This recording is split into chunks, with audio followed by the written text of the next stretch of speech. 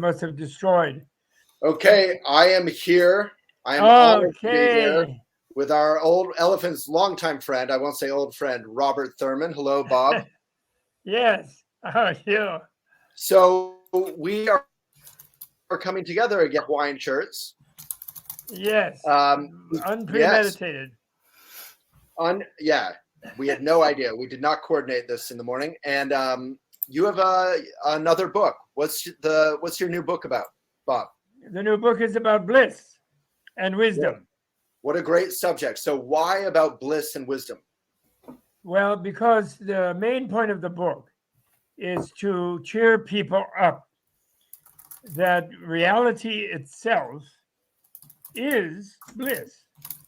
So that the default sort of position, if whatever happens, if you have to let it all go, where you land is bliss. You don't land in nothingness. You don't land in hell.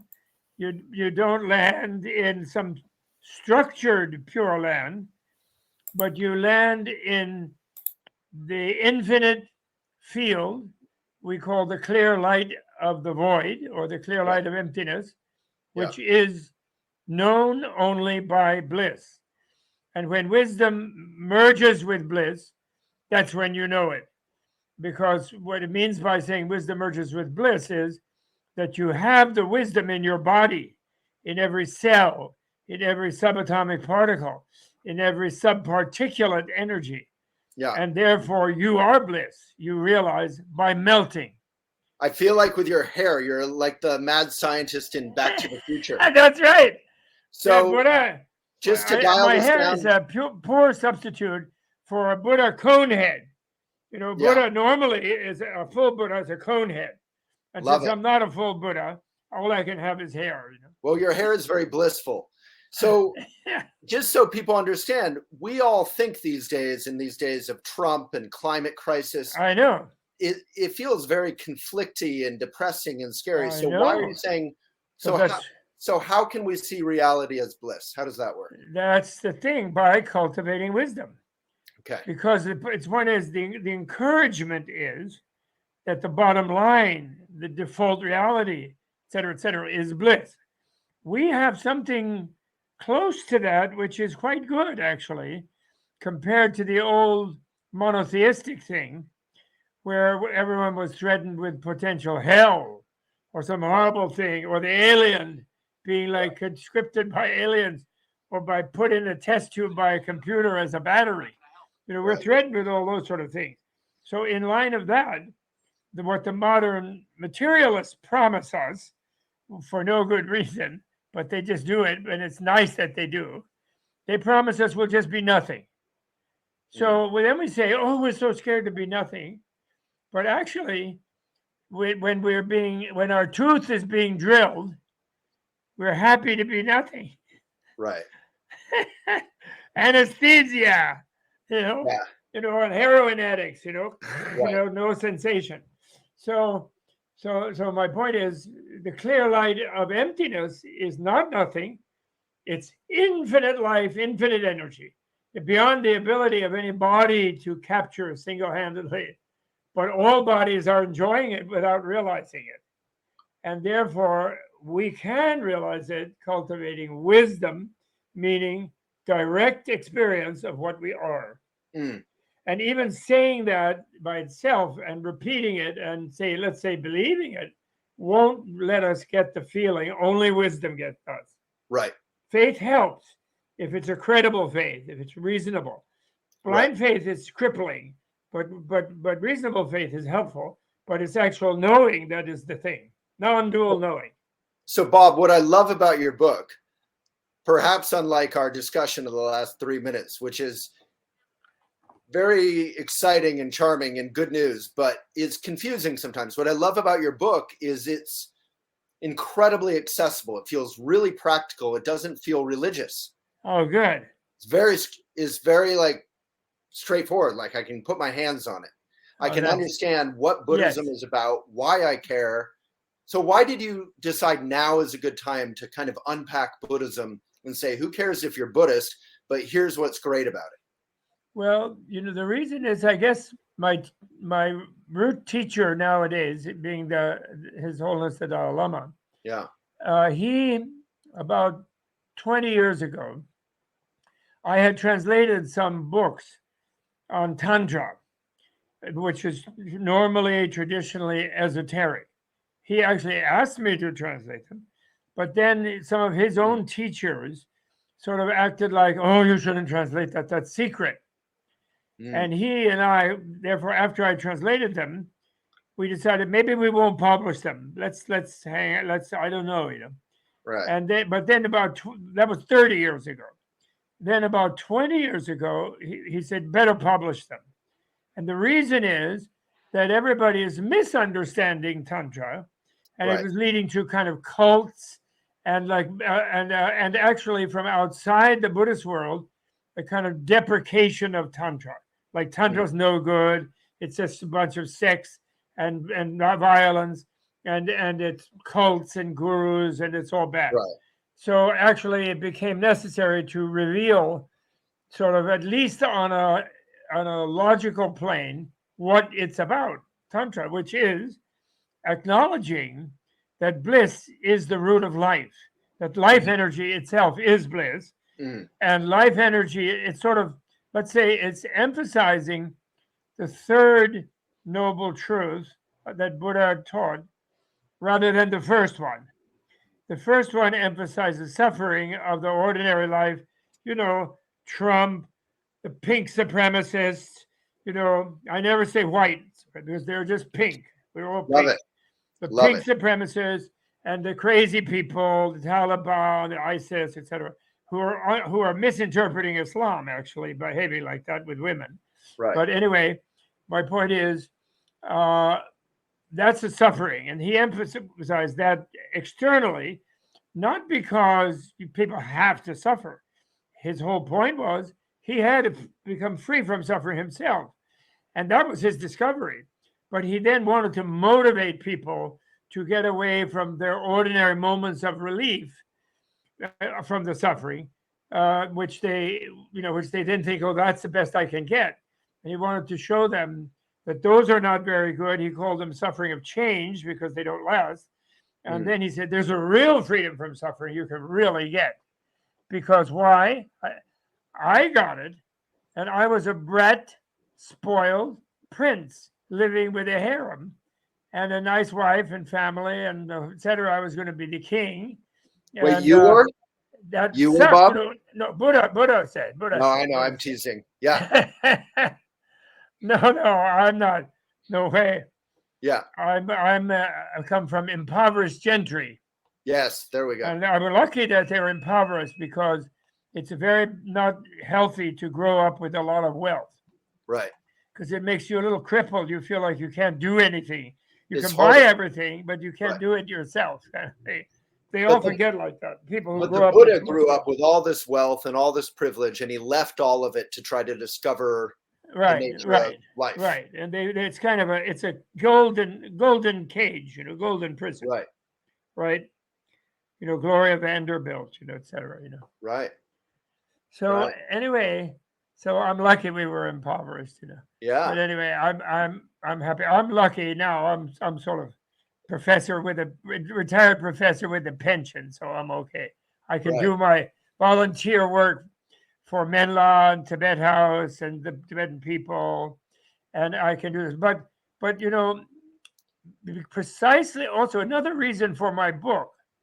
And remember, the fourth friendly fact is the Eightfold Path.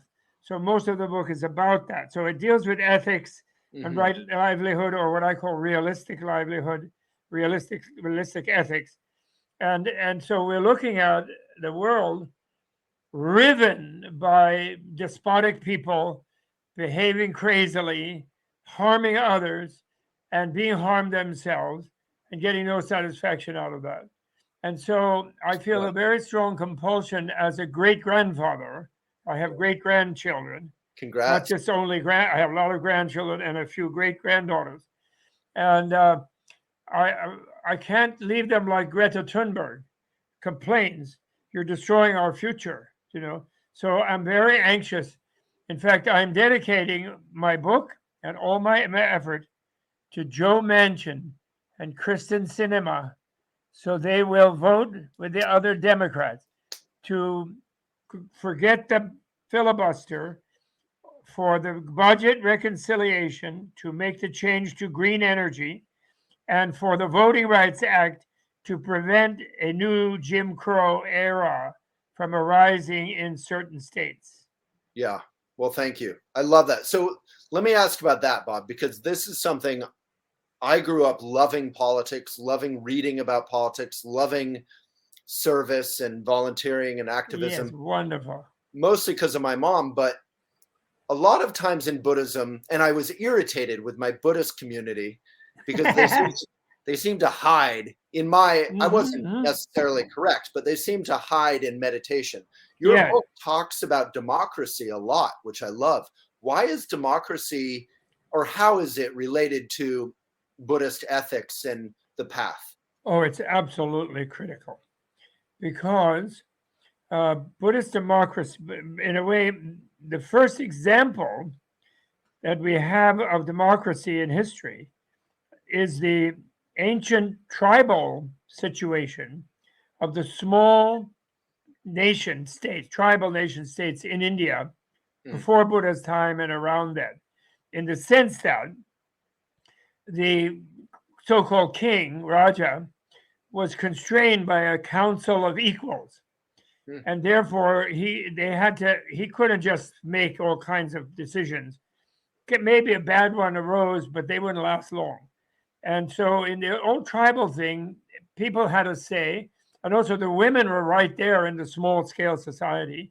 And they didn't take no, they could dish out no, but therefore they wouldn't take no for an answer. Because the guys couldn't live under the ladies' no. As you know, we can't. We can't live with ladies all saying no. We wouldn't be born. Right. They did. But then later, you get these bigger organized societies with professional militaries and all this kind of thing. And then it turns into more despotic stuff and empires and things. But in the birth time of that, Buddha created this alternative community of mendicants that had no big obedience and authority routine. You know, he distinguished the monks or the mendicants, monks and nuns, from the Brahmin priests, in that the abbot was not a big guru you had to obey. And even Buddha himself said, you don't have to obey me.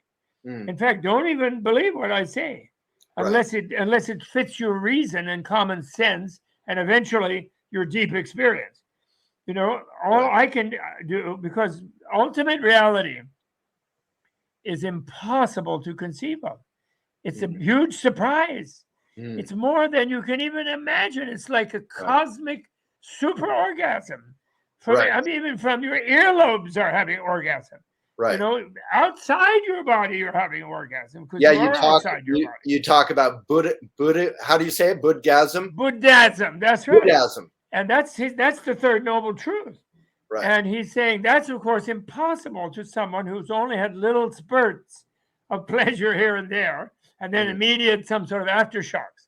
And so that even the little pleasures are actually just a bubbling up of the underlying bliss reality is impossible to conceive of.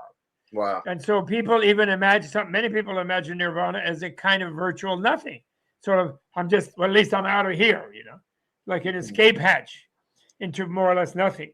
And Buddha let them do that up to a point, although he very carefully distinguished what he called formless realm states, where you feel vast like all space, your mind feels vast, you even feel like maybe everything is nothing, and then you're beyond being conscious or unconscious. You know, he said, those are none of them nirvana, he said. Wow. Those are not nirvana, right? The four formless states. And they're very valuable to achieve as a way of getting very fine control of your awareness. But to be stuck in them is a disaster, actually, for your life progress toward full Buddhism, not Buddhism. Remember, when Buddha was teaching, there was no Buddhism. Right. There was no Buddhists. There were just people in a wealthy, luckily, a wealthy society that could afford to feed people a free lunch if they were seeking Buddhism. Mm. And then later that got organized in different places to Buddhism, sort of a bunch of dogmas. Mm. But usually, luckily, because of the ultimate reality being emptiness and clear light, they kind of kept re-emptying it of some sort of rigid structure. But it pops up with rigid structure itself. Like other religions do. Right. So that's why this book also I'm trying not I'm following Dalai Lama's theory and his practice for lifelong that it took me 20 years to understand, because I was no religion initially, from youth actually. I didn't want any part of any of it, but and I wasn't also a convinced materialist. And then when I met Nagarjuna, I felt the pathway to reality was through there, like philosophical and meditational one, not belonging to some kind of thing, Right. Only arranging life to just fully tread the middle way, or the central way, open the central channel, this kind of thing. So he thinks we're past the time in history. Christians should not be trying to convert people. Jews luckily don't. That's why we really like Judaism. Most of all, they don't try to convert anybody. You have to be born one, or maybe if you marry one, you can convert.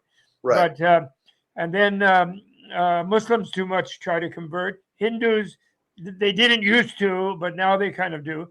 And Buddhists didn't used to. They educated people, but now they are seen as a religion, and some of them do try to convert people.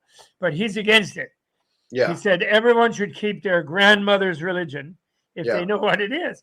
I always tell them, okay, Your Holiness, I didn't break the rule because I didn't know my grandmother's religion. There you go. I only learned it from you. It's a By loophole. learning something more about reality from Buddhism, I got to really like Christianity, which I guess was my grandmother's religion. But my grandparents, I didn't really know them. Right. Because of the way my family was. But we can still, in reading your book, which is incredibly, again, practical or accessible, is it appropriate for anyone to use? Oh, yes. To make use of Buddhism or Buddhism? Yes. I'm trying to make it like that. Unfortunately, people will often go, "Oh, the Buddhist this and the Buddhist that," but I try to avoid that. Any Christian who developed a realistic worldview, they developed realistic speech, motivation of what the use of their precious human life was. They can challenge aspects of scientific materialism, actually, from a Christian perspective, very effectively. And they realistic ethics, realistic lifestyle, realistic mindfulness, realistic concentration. Any of those skills are like a curriculum getting a bachelor's degree, a BA, a Buddhist, I don't know what you call it, BA. Buddhist science. Yeah. Bachelor of Science. Buddhist instead of bachelor. Buddhist science. That's a BS. They get a BS. And Buddhist studies and bullshit have the same acronym. Exactly. Perfect. Anyway, I make jokes about that when I get to talk. But anyway, the thing is, that's how I made it happen. And furthermore, I also accepted His Holiness's challenge. And I think a secular humanist who is an atheist can still get great benefit out of the Eightfold Path, of the curriculum of how to develop their ethics, their mind awareness, and their scientific knowledge of reality, including inner reality, not only material reality, but inner one. But actually, their own material investigation has also thrown them back onto dealing with the mind, because the quantum people discovered that you can't pin down any objective in the outer reality.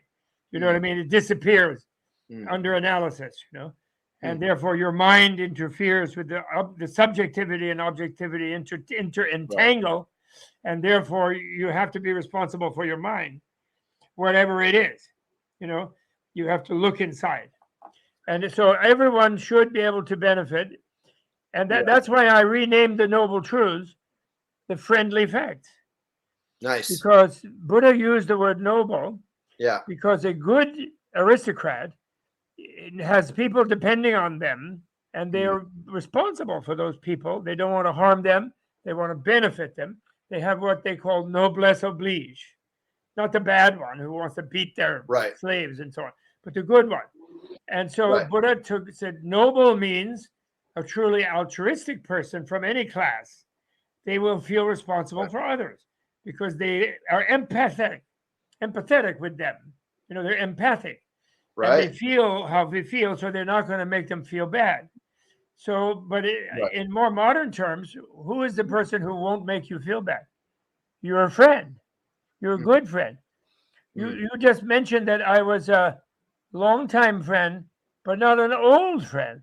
Right. But I think we're old friends. We are old friends. I think you're Bodhisattva Samantabhadra. Because I've been reading the Flower Ornament Sutra of my beloved late, just died, dear friend Tom Cleary. And that's an amazing sutra. And he was an amazing friend of mine. Yeah, Thomas Cleary, for those who don't know, wonderful translator with Shambhala Publications and others.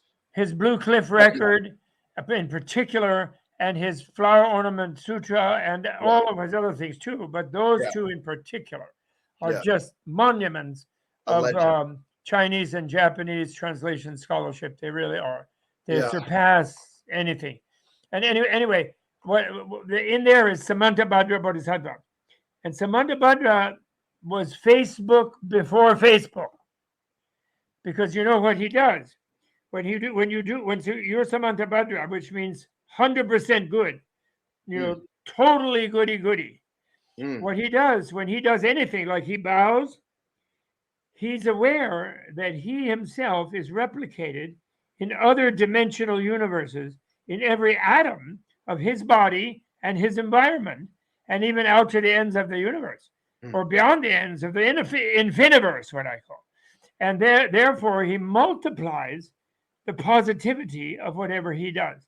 So it means like when you do one thing here in the room we're in, the Facebook room or the elephant room, we are doing it in infinite dimensions, in the microverse and the macroverse, both directions. And and Samantabhadra is like in Buddhism, there's a lot of sort of deities that they're not real gods exactly, but they're aspects of real nature. Is that right? Oh, yes. Well, they are gods, actually. They are bodhisattvas, meaning beings serving others, seeking to be Buddha. In some cases, already they are Buddha and are living as a bodhisattva, sort of they're moving back into engagement with people to help them. And they go to the divine planes. They're on a speed dial basis with the regular gods, which actually Buddhists agree to, although you don't have to, but they do. And all of it is illusory, of course. It's like an illusion, even everything. But within that illusion, there are heavens and hells and ups and downs and things. But on the other hand, even if one reduces them to nothing because it's too complicated for one, that's all right, because everybody knows there is no real nothing. There's only a kind of nothing that actually is something. Well said. That's a concept. Yeah. It's a concept of something that isn't there. Right. So there's no there. So those people who believe that when they die, they're going to go there are like in for a disappointment in one way and a positive surprise on another. Because they might be really nice people. And when they might land and see, oh, there's lots of other people. It's like in those near-death experiences, you know, people say when they come back, they didn't really want to come back because they were grooving in the light. Right. And then some ally or Jesus or Buddha or Moses or somebody said, whoops, halt. You got to go back to that broken body because it's not your time. Oh, no, they go. And then, bam, they're on the operating table feeling pain. And you have to go back and help other people.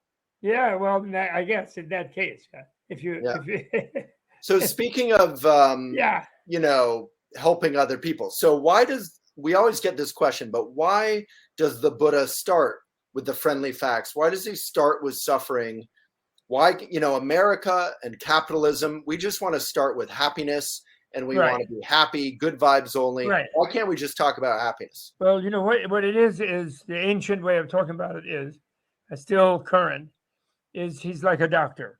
You go to the doctor, but you don't want to. You don't go to the doctor when you get there. You say, "I feel great. That's good. Bye." No, you say, "Well, what?" And then he says, "Okay, what's the problem?" And then you say, "Well, I have a pain in my stomach, and this and that, and my knee doesn't work anymore." And then he says, "Okay, now let's see. We're going to analyze you." So he looks at the diagnosis he looks at the symptom. Right. Then the diagnosis, second friendly fact. Right. Then he gives a prognosis that means something to you, because he says, "Oh, you can really be cured of that pain. Here's the good news. Here's what you can do." And then the fourth, the friendly fact, is there's the therapy. So that's what the Four Noble. That's why I like to call them facts. Even long before I used friendly, I used fact instead of truth. I love that because when the early translators translated Buddhist texts, they wanted to make Buddhism into a religion like a Western religion. And they believed that religion has to have a dogma, a truth that you have to, a credo, and you have to repeat it every day and hang on to it, and whether it makes sense or not. And that's being in the religion, is to hold that belief. So the fourth, Buddha doesn't say you have to believe in suffering. You have to believe in the cause. You have to believe in nirvana. He doesn't really say that. He says you have to acknowledge suffering. You have to understand the causality of it. You have to try to realize the freedom from it by understanding the causality of it. And the education system you have to do, the therapy, is A, B, C, D, E, F, G. It's up to 8. And so it's a doctor's thing, and the doctor begins by examining the symptoms. Yeah, makes sense. So that's the thing. And people wrongly thought, like the previous pope and the 3 popes ago and 2 popes ago, they thought that Buddhists meant you have to believe that you're suffering, and you have to believe in suffering. Right. And even some Buddhists teach it that way just to kind of scare people, I think.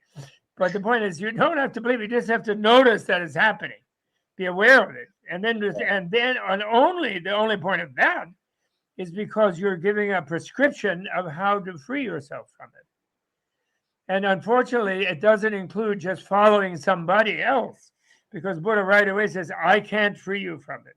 Right. He says you have to open. In other words, you have to open to the infinity of your life force and the blissful nature of it. You're from within yourself. If someone tries to smother you in bliss, you're going to resist that. You're going to feel, "Oh, come on, I don't want your bliss." Right. I'd rather keep, like a French person in the left bank, poor Mathieu Ricard. He had to write a tome that thick, trying to convince them that happiness was okay. There's so much happiness on the left bank, though. It's lovely. No, but they're smoking their Gauloises, drinking their Calvados, and they're being existentialists. And j'aime ma souffrance, and I need my suffering, and they're serious. They're getting like that. So Mathieu bravely tackled them. Right. Good for him. He's braver than many of us.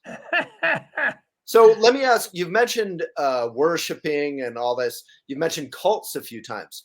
As you know, I want to ask you a personal question and try to get some wisdom from you that will result in even more bliss for those of us who are Buddhist people or Buddhist.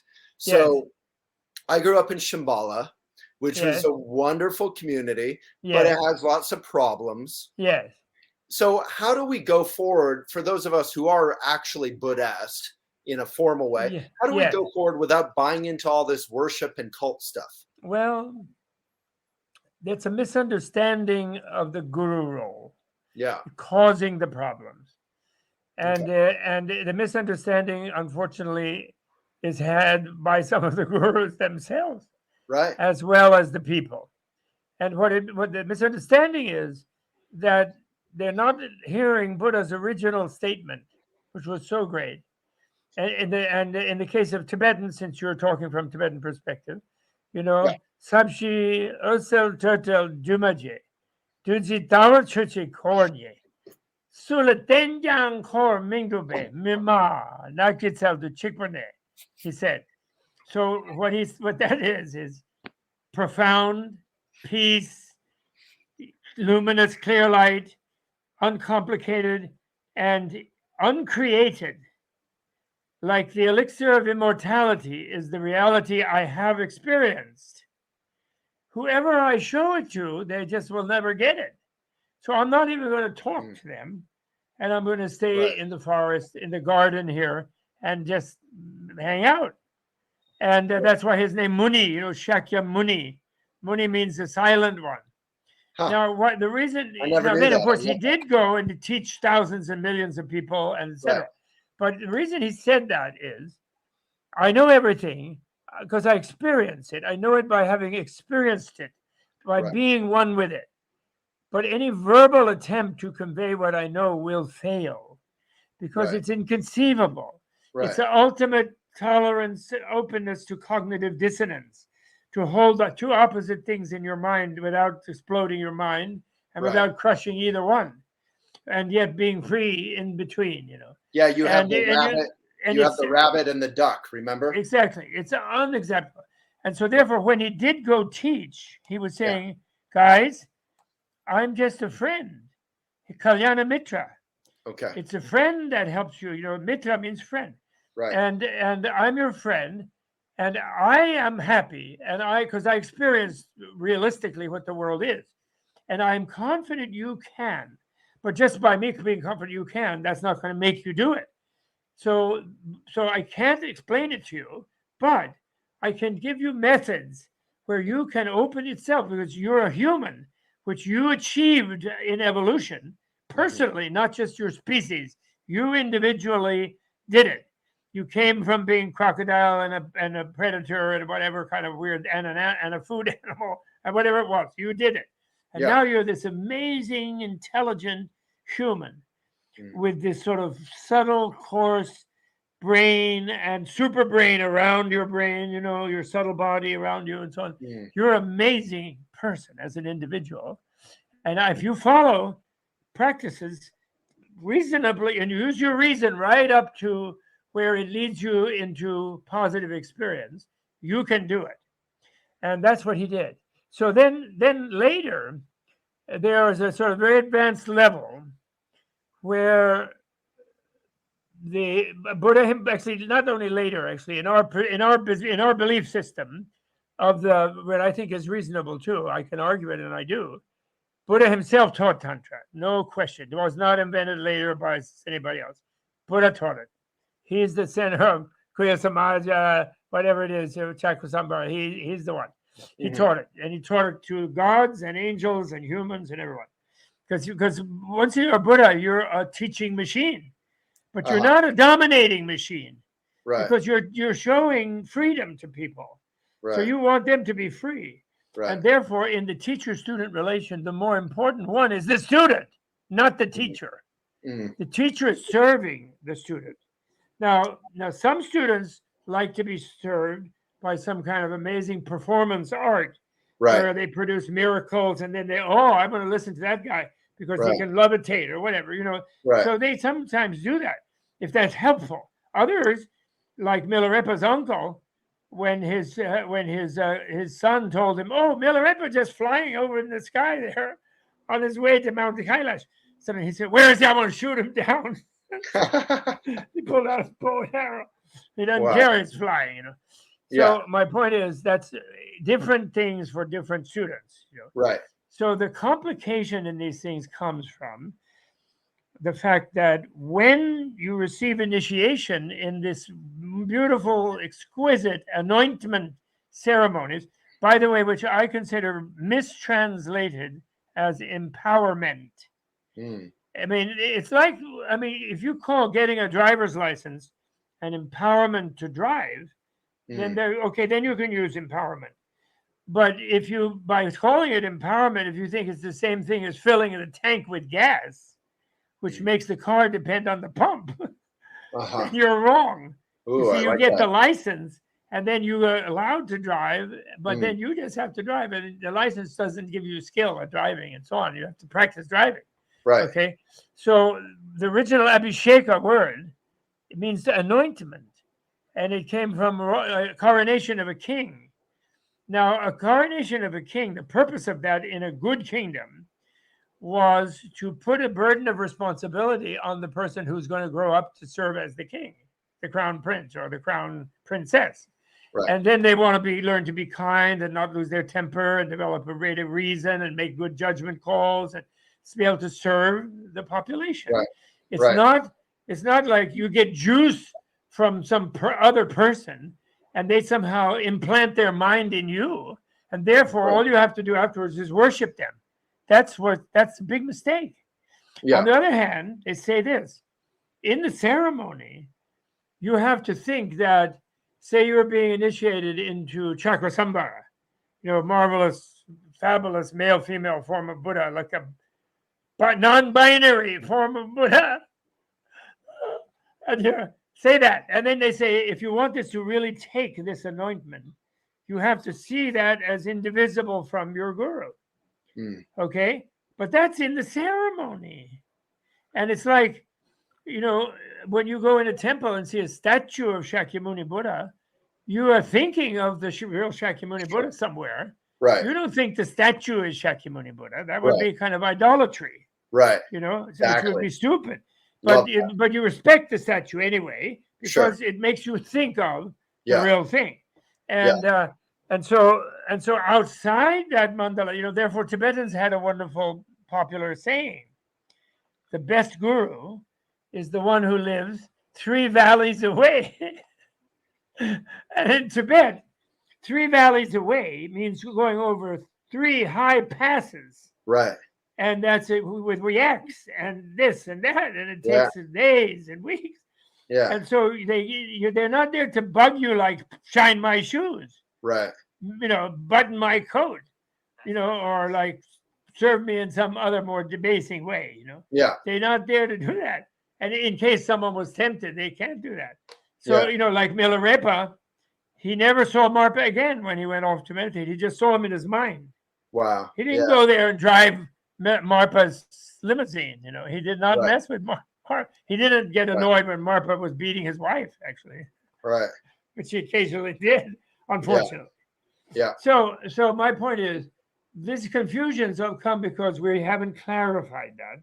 Yeah. And also, we don't admit to ourselves in the West that we have a very, authoritarian personality structure, and we want to depend on daddy and mommy. We projected daddy and mommy into God, and then into Hitler, and then into like the great dictator or the great president or whatever idiot it is. And so we're looking for someone else to solve our problems. So then we overdo it, and then we condone all sorts of things that are normally not acceptable. Yeah. And then later we do the opposite and hate the guy, and usually guy. And that's really bad too, because at the beginning we maybe learned some good things, and we don't want to throw that bathwater out with some baby who we would put in a therapy situation where they would grow up. Exactly. Hopefully. Love that. You know what I'm saying? So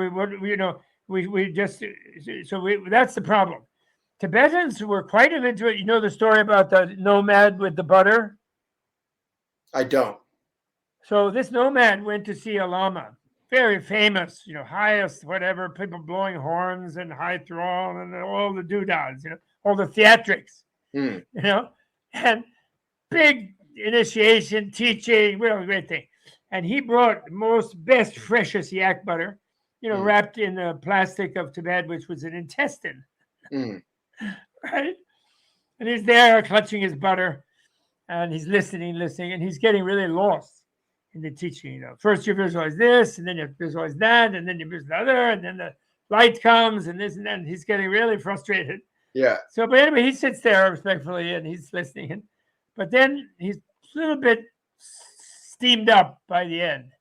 So then there's a thing where you parade by the Lama, and you make your offering, and he touches you with a peacock feather, sort of routine in the old country. And he comes up and he does that. He gets touched on the head, and he greets the Lama. He hesitates the line, slows it down. And he says, Lama Ji, Guruji Lama La, thank you so much for the wonderful teaching. You really taught me the power of visualization. I brought this butter to offer to you, but now I realize you can enjoy it just as much visualizing the butter, and I'm going to take it with me home. Thank you so much. Bye. Oh, I love that. Isn't that great? And I love that. that's Tibetan Oh, humor. that's wonderful. Like, let's relax about all Yeah, this. I love But it. let us not.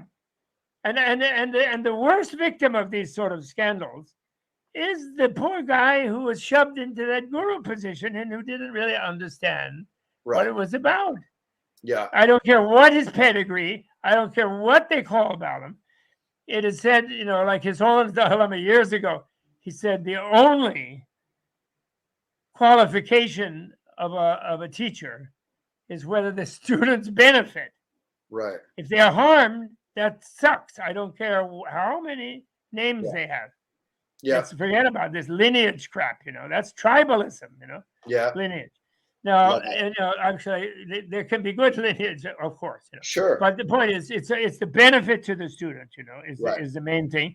And then another thing, one Nyingma teacher, a friend of mine, and a doctor, a really nice person, Dr. Nida, he said a lovely thing the other day when we were doing a little Dzogchen thing. And he said, the only reason to respect your teacher is out of a genuine sense of gratitude. All it is, it's not a duty. It's not anything imposed. When you have benefited by having some breakthrough in your own heart, in your own mind, where you feel blessed and better in some way, then you can have gratitude about what that was, and you will feel like you will have a thank you attitude about that person. And that doesn't mean then you will volunteer to be harmed, no, or abused or domineered in some way. No, right. But I really like that, and he did it in the context where people could have been going, oh yes, now we have to worship me, and there is language like you have to see the guru as one with the Buddha, but the point is that's in the ritual, that's in the ceremony, that's your visualization. And you're not expecting that person automatically. The greatness of Tantra in the Kali Yuga is you're not expecting that person or imposing on them that they have to be perfect and not to have any selfish residue left in their being. And if you act like they don't have it when they do, or if they crazily, because of the flattery, get to think they're enlightened and that their every impulse is somehow enlightening, then they're in real danger. That's called in Zen, that's called being trapped in the demon ghost cave. Ooh. And I have an expression for it myself. I say then when people get like that, it's not just Tibetan, other Hindus and Christians. James Jones, what was that? Right. It was Jesus. Exactly. But those kind of people get in the worst prison, and they then feel they're going to have to fart Chanel number 5. And when it doesn't smell like that, they have to cover it up. Right. Yeah. Well, thank you for that. Yeah, that's helpful. And then you mentioned like Greta Thunberg and the next generations and climate change and yes. How do we or do we pass on any of the wisdom is bliss to our children without it being dogma? Well, first of all, we choose bliss in ourselves at every occasion, as my wife always tells me, and I'm getting a little better at listening, not perfect. She says, would you rather be happy or would you rather insist on being right? Right. So you could choose. Yeah. Well, you let go of your point of view as being the all important and all dominant, And so, first of all, you live like that, and that sets an example for the young ones. Then, when you say, "Well, I didn't feel good not pursuing my argument or pursuing my impulse to be mad or whatever it was," I felt a little like I was like restraining myself and struggling with myself. But actually, by doing that, I'm aligning with the deeper flow of the clear light of the void. And what's clear light, Daddy? Well, that's reality. It's this wonderful thing. Actually, this is a new thing I can share with you. Mm. And I have to take a pause here and say one thing. I Yeah. have decided that in my visualization, Waylon is Samantabhadra from the Avatamsaka Sutra. He's an emanation of Samantabhadra because he chose elephant as his vehicle. And Elephant. these beautiful Chinese paintings of Samantabhadra, right? And they have him riding an elephant. He's not on a horse. He's not walking. He's not sitting cross-legged. He's sitting on an elephant, because he's a multi-dimensional being. He's simultaneously in the multiverse, in all the other multiverses, doing good wherever he does good in this one. So he's multiplying the good. Oh, so I see it. I just wanted to say that. Oh, thank you. Samantabhadra. Yeah, I just Googled it. I see every woman that I know whose name is Samantha, I Yeah. always say is Samantabhadra. And they all are, actually. They really are. So anyway, what was I talking about? I forgot. Oh no, what I learned. I have learned something since I've been, talking to people, answering questions about the book, and hoping it will reach more people to cheer them up. The other subtitle I wanted to put on it was the acronym is CTFU. Cheer the. I got it. Love it. Because that would have been. I like that for the title. I want people to cheer up, but why? Because if we try to oppose the fossil fuel demons, the dinosaur oligarchs, dark money people, if we try to impose the crazed, terrorists or whatever they are, and our own terrorists and our own government doing carpet bombing, that's terrorism. That's state terrorism. Yeah. If we get so angry with them, and we sit and plot, we're going to overthrow them, and we shout and scream, all we're doing is ruining our health and giving them an excuse not to change, harden them in their violence. Right. So the only kind of revolution we can have at this end of history, last few centuries, where we are before we come to Shambhala, back on the garden, we break down the door. We take the snake and wrap it around our shoulders, and we demand access to Eden, which is what this earth is an Eden. It's trying to offer us food and lodging and beauty, and it is. Yeah. And we're not going to be kicked out of it by any oligarch, divine or human. But the only way to do that is to be cheery. We have to be cheery, even vigorously opposing somebody. We do it cheerlessly. It's like a kid. Joe Manchin, I'm really mad at you if you take out the green energy things out of that bill to serve your buddies at ExxonMobil. And oh, by the way, I love the way your hair is flecked with gray. Right. You have a good hairdresser. How is it that you're so why are you bothering to run in a state that is allergic to Democrats? You're 70 some years of age. Retire and dish out the green money to all the people of West Virginia.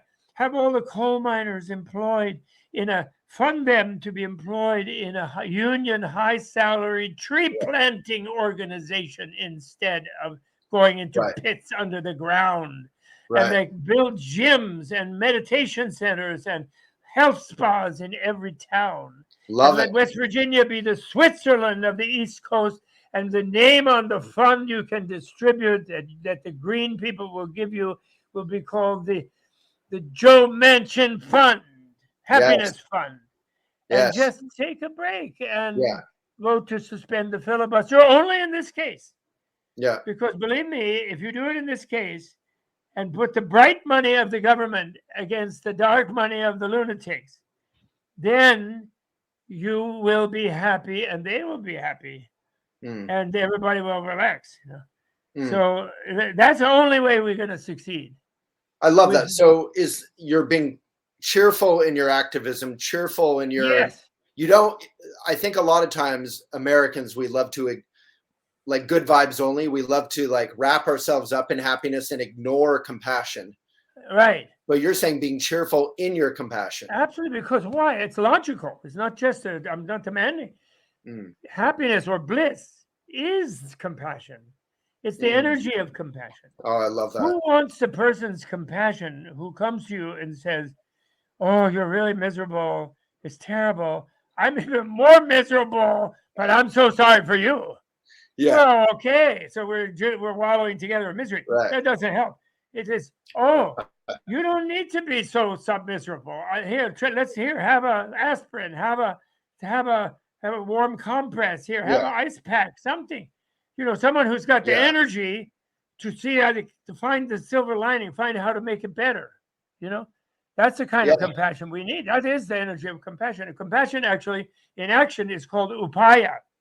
And upaya means, it doesn't mean means, it does mean means, but it means art, actually. In the big broader sense of arts and sciences. So being a doctor is an art. Being an engineer is an art. Being an architect is an art, not just painting and so on. So skillful art. Yeah, well, the skill is another word, kaushalya. They pack it in with means just for the one word, because they know they don't feel happy using means because it's a mean word. House of ways and means, it means a method, a way of doing something. But upaya particularly means like an artful, strategic, skillful, and the skill. And then there's kushala. And kushala is wonderful in Buddhist ethics because it means skill, but it also means virtue or goodness, as opposed to badness, virtue as opposed to evil. And because therefore, and skillful, goodness is skillful, because when you're good, you get a good result. So it's a skillful way of navigating evolutionary life, improving your life, your own life, as well as those you are helpful to, So that's great. So I still was trying to say what I learned. So what I'm learning is the issue of ultimate reality in relation to the secularists. Our brave and wonderful material scientists have discovered that their model of the universe that they have observed, which they now realize is only 3% of the universe, that it wouldn't even work at all, lawfully or logically, according to their observation and their model, if there was a 97% dark matter and energy, which they haven't seen because it's dark. Right. So it's invisible. And then I realized that's so weird. And then, of course, they're playing on the concept they have of ultimate reality of being nothing. But now they think that the nothing is coming out of nothing and helping them hold the model together. But, there's two kinds of invisible things, not just the one of the dark. What's the other one that's invisible? Light. No, light is visible. Light. Transparency. Ooh. The transparent is invisible. But yet it's something that's there. Nothing is nothing. Right. But the transparency, and dark doesn't distinguish between nothing being there and something being there. And the reason people are afraid of the dark is not the dark they're scared of, it's that there might be something painful in the dark, like the alien or something, right? So my point is, we all know in our deep bones that everything is interrelated and we're all a continuum and life goes on no matter what, and death is not the end. But we're scared of that. But the key thing is the scientists have almost discovered what the Buddhist scientists said long ago. The clear light is the ultimate energy. It's the ultimate reality. And it's a kind of very puzzling energy. It's energy that is 100% potential. It's infinitely potential. It can be drawn on inexhaustibly by anybody that needs energy. But it itself doesn't impose anything on anybody because it's infinite. I love that. So it doesn't need to because it's everywhere. So actually, if they really could decide they're dealing with transparent, energy and matter rather than dark energy and matter, and that transparent energy and matter may be subparticulate, they might then realize the only way of dealing with it is with the subtle mind, that they all have one. And then they might realize it's 100% of the universe and not 97%. And then the 3% is also not apart from it, but is the part we have to manage kindly and responsibly. And so that will bring the two science, the inner science and the outer science together. Right. And I only thought of that. I never thought of that, because dark and transparent on one level are same, and then they're opposite on another level. Right. Because dark obstructs That's beautiful. us. Isn't that fun? No, it's so fun. And that also fits with the wisdom is bliss, because when we know that that's the case, we sort of get a kind of, that's why Dzogchen, Mahamudra, Chagya Chembo, and these beautiful things that came through your original teacher and other teachers associated with him, came through him in spite of some of their failings that they had as human beings. They were, after all, refugees. They didn't have a chance to have their usual curriculum. They would have been monks in the whole country and would have been restraining certain aspects of themselves, therefore, sort of as a blissful thing to do. That kind of restraint can be very blissful. You sublimate that eros into beauty and all kinds of wonderful things. You don't just have to go at it, huffing and puffing. Do you know what I mean? There's you can see orgasm in the trees, type of thing, like all enlightened beings can. And so my point is, their lives had been shattered. Yeah. And then they got into addictive things in the West. Yeah. And got sick and so on. And they're to be sympathized with, really, but not followed in mistaken activities. No. And the domineering business is what's wrong. And so the great teacher always is, the one who never forgets that the student and they are seeking always to enhance freedom and not dominate, and not domination, not substituting one domination for another, Yeah, I love that you say it's not black or white or baby out with the bathwater, because, I love Che and the Sakyong, but these are, trauma, what's the expression? Traumatized people. Yes. You can't hate them, but you don't want to follow in any kind of misuse of power. Well, you can help. You can try to help and suggest therapy. I love Rick Fields. When Rick Fields used to be there in Boulder, and he published the Shambhala Sun. Yeah. He once made a very funny thing that I loved, where some yogi was doing a long retreat, and they were getting very worried, because instead of like floating into levitation, the lower part of their spine, their coccyx, they were growing a tail. And they started to have a tail that was wagging. Right. And they were freaked out. So they went to all the teachers, and the teachers told them all different things, and they didn't know that none of them worked. And then they went to the Vajra Acharya, as he used to call himself. Yeah. And then the end of the story was the Vajracharya gave him the address of his tailor in London. That is definitely Vajra. That's be helpful to someone who has hurt themselves. Yeah. Yeah. I love that. Well, Bob, it's so good to see you again. And you're evident, you walk your talk, like the name of our video series. Oh, good. Because you're so joyful. Name. You're so delighted in knowledge and in learning and in teaching and in reality. It's great. So that's good. Well, I hope everyone feels a little more cheered up is my aim. And that's why I hope a lot of people look at the book. Yeah. And I wish it could be just given to everybody. I'd drop it from a helicopter if I could. Yeah. But, as a leaflet over Afghanistan. But I can't. The world needs that. And anyway, so this is how it is right now. It's great to see you, Samantha Badra, Waylon. And let's be old friends now, okay? Yes, please. And all the best. And by the way, I hope my friends at Lion's Roar are hoping to see you and chat with you. I hope you have the tea appointments and things. And we're doing a wonderful thing with the Dalai Lama.